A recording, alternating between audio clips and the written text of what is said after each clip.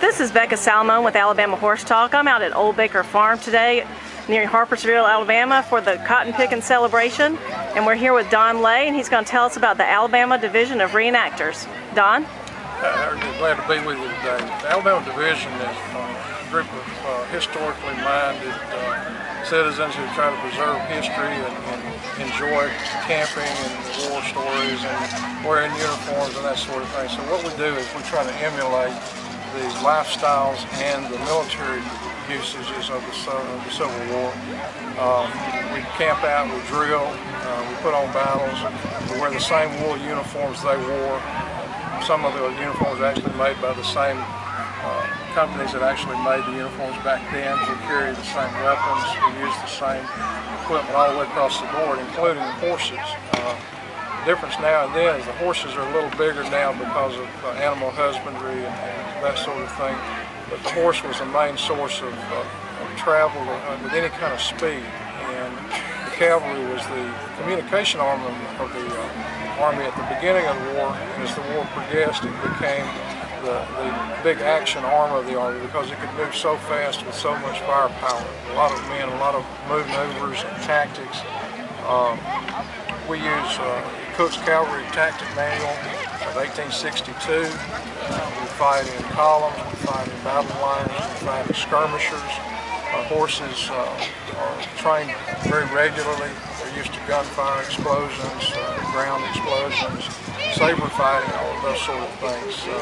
We have a lot of fun fighting, and the horses actually get pumped up. You can watch the horses as the guys get ready for a battle. And when they start drilling and getting ready to go on the field, the horses will start nickering and making noises because they're getting excited. They love running and fighting with us. And about how many horses do you have at one of these reenactments? A small event would have 2 or 3 or 4. I have been at events that had 2,500. Wow, that's a lot. And I'm going to pan this way, and you tell me a little bit about this camp that you have set up here for today. This is a semi-typical cavalry camp. If they were camped with their horses, they would be camped in rows with the officers at one end and a picket rope in front of the tent with the horses facing the tent. About 6 paces from the tents, when they formed up, the troopers would step out and go into position beside their horse at a position called stand to horse.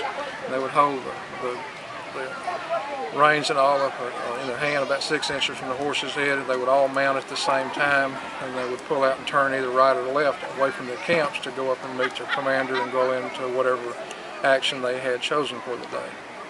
And what do you have planned later? Do you have a battle set up? We have a skirmish set up for today. We're going to bring the Federal troops across a cotton field, and we're going to assault a Confederate emplacement that has 2 cannons in it.